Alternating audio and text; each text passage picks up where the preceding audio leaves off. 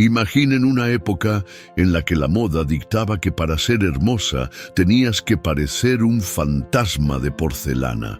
Ahora imaginen que, para lograr ese look, tenías que cubrirte la cara con una capa gruesa de maquillaje hecho de plomo. Bienvenidos al siglo XVI, donde la belleza era cuestión de estatus y la intoxicación por metales pesados era solo un efecto secundario. La reina Elizabeth I, una de las monarcas más icónicas de la historia, llevó este estándar de belleza al extremo. Su piel blanca e inmaculada no solo era símbolo de nobleza, sino también un recordatorio de que, en aquella época, la vanidad podía matarte lentamente.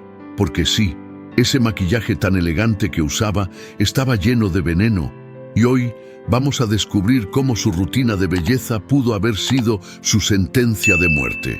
Prepárense, porque esta historia los va a sorprender. Si alguien en el siglo XVI quería verse elegante, tenía que lucir pálido. Cuanto más blanca era tu piel, más noble parecías. ¿Por qué? Porque estar bronceado significaba que pasabas tiempo bajo el sol trabajando en el campo, y eso era cosa de plebeyos. La realeza debía lucir como si nunca hubiera tocado una gota de sol en su vida. Para Elizabeth I, esto no era solo una cuestión de moda, era una estrategia de poder. Su rostro blanco y perfecto se convirtió en su marca personal, el símbolo de su autoridad y su divinidad casi mística. Pero lograr esa imagen no era fácil. La clave de su belleza estaba en el Venetian Ceruse, un maquillaje hecho de plomo y vinagre que, aunque ocultaba cualquier imperfección, tenía un pequeño inconveniente. Era altamente tóxico. Lo más curioso es que al principio Isabel ni siquiera lo necesitaba.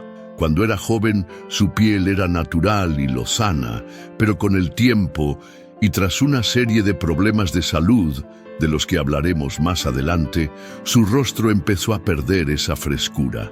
Así que la solución fue simple: más maquillaje, más plomo, más perfección. Sin saberlo, la reina estaba iniciando un lento proceso de autodestrucción, pero en el espejo, todo parecía ir de maravilla.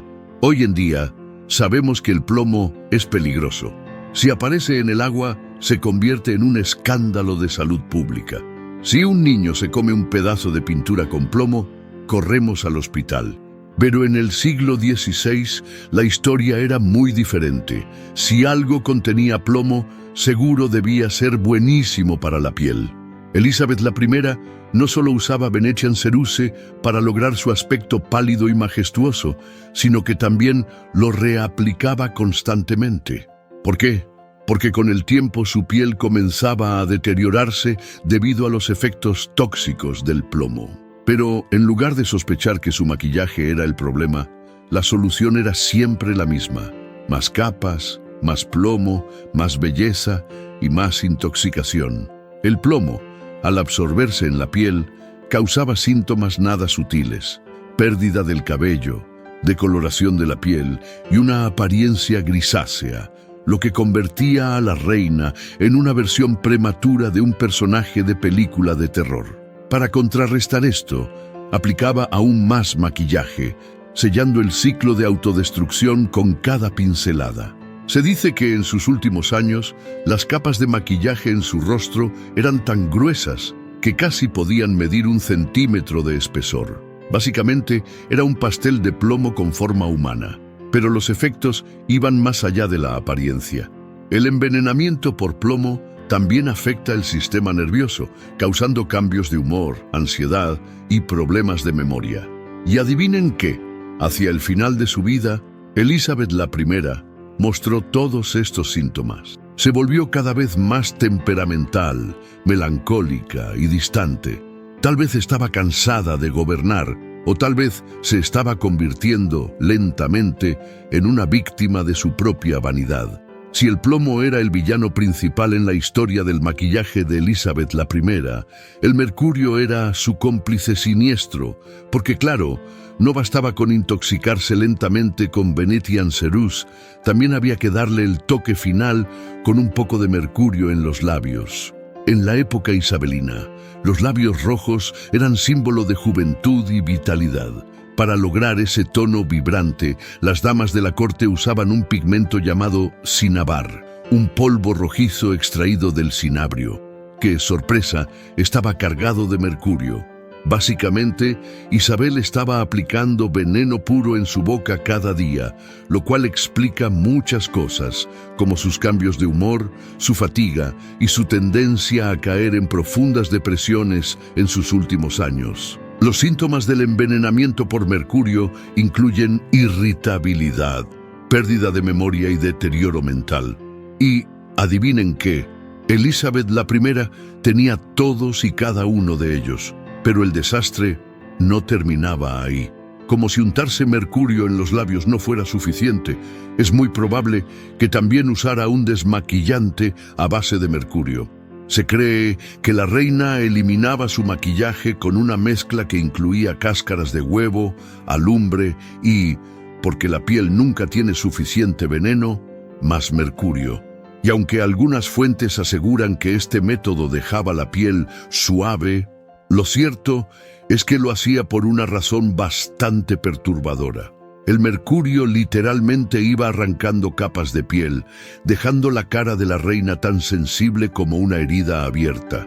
Así que, para resumir, teníamos a una reina aplicando veneno en la cara, luego otro veneno en los labios y finalmente quitándose todo con más veneno. Si esto no es dedicación al estilo isabelino, no sé qué lo sea. Hoy en día sabemos que dormir con maquillaje es una mala idea, pero en el siglo XVI la higiene facial no era precisamente una prioridad. Las damas de la corte, incluida Elizabeth I, podían pasar días o incluso semanas sin quitarse el maquillaje.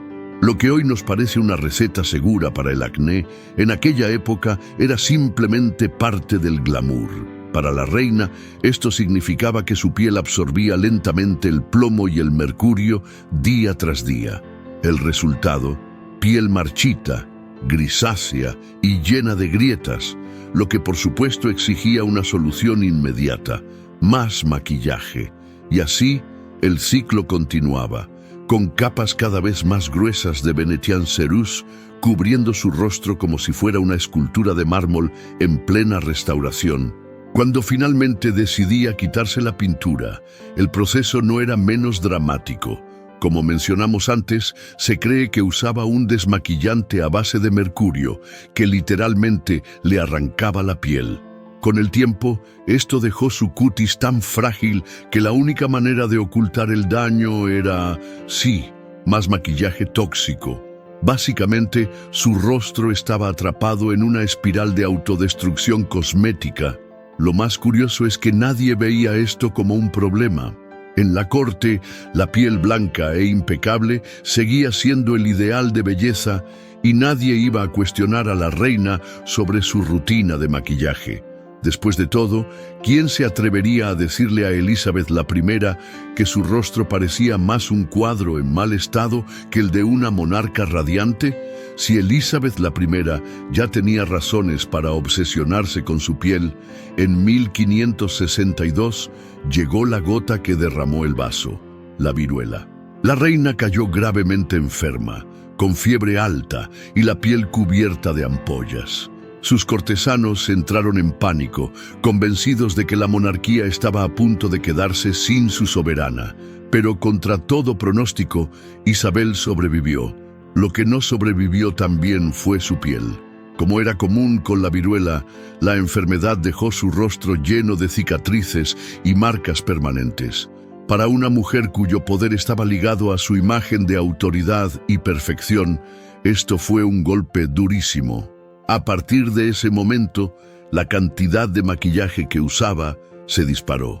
Si antes aplicaba Venetian Cerús con moderación, bueno, moderación en términos del siglo XVI, después de la viruela, su rostro se convirtió en un lienzo de plomo en constante restauración. Se dice que en sus últimos años, la capa de maquillaje en su cara era tan gruesa que su piel apenas podía respirar. Y aunque esto le daba una apariencia de muñeca de porcelana a distancia, de cerca debía ser otra historia. Pero claro, nadie en la corte iba a hacerle comentarios sobre eso. Nadie quería arriesgarse a que la reina, con su carácter fuerte y ahora posiblemente intoxicada por metales pesados, decidiera que la única persona que debía desaparecer era el que la criticaba. Así, lo que comenzó como un simple ritual de belleza se convirtió en una armadura de plomo contra la realidad del envejecimiento. Elizabeth I no solo estaba cubriendo su rostro, estaba ocultando su propia mortalidad. A finales del siglo XVI, Elizabeth I ya no era la joven y radiante monarca que había conquistado a su pueblo con su carisma y autoridad. Sus últimos años estuvieron marcados por el aislamiento, la melancolía y un deterioro físico evidente. Aunque nadie podía decirlo en voz alta, era claro que la reina virgen se estaba marchitando lentamente. Se dice que en sus últimos días se negaba a que la vieran sin maquillaje, como si su imagen pública estuviera tan ligada a su apariencia que dejar que alguien viera su verdadero rostro significaba admitir la derrota ante el tiempo. En privado, pasaba horas de pie, sin querer acostarse, como si temiera que si cerraba los ojos por demasiado tiempo, ya no volvería a abrirlos. El 24 de marzo de 1603, Elizabeth I murió a los 69 años. La causa exacta de su muerte sigue siendo un misterio, pero muchos historiadores creen que su amor por el Venetian cerús y el maquillaje a base de mercurio contribuyó a su deterioro. Básicamente, su obsesión por la perfección la envenenó poco a poco hasta el final. Sin embargo, su legado sigue intacto.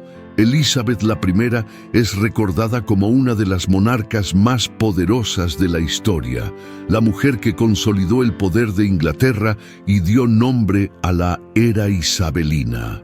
Irónicamente, su imagen sigue viva en pinturas, donde aparece con su característico rostro blanco e inmaculado, sin una sola imperfección a la vista, justo como ella quería ser recordada. La historia de Elizabeth I nos deja una lección curiosa. La obsesión por la belleza puede ser literalmente mortal. En su afán por mantener una imagen impecable, la reina terminó cayendo en una trampa de su propia creación, envenenándose lentamente con cada pincelada de Venetian cerús. Pero, más allá de la ironía de su destino, Elizabeth I sigue siendo una de las figuras más fascinantes de la historia. Gobernó con mano firme, desafió las expectativas de su tiempo y dejó un legado que aún resuena siglos después. Y aunque su maquillaje haya sido su condena, también fue parte de su leyenda, porque si algo nos ha enseñado la historia, es que la imagen lo es todo, incluso cuando está hecha de plomo y mercurio. Gracias por haber visto hasta aquí. Si te gustó este video y te apasiona este tipo de contenido, suscríbete al canal para no perderte los próximos videos y descubrir más historias fascinantes. Nos vemos en el próximo video.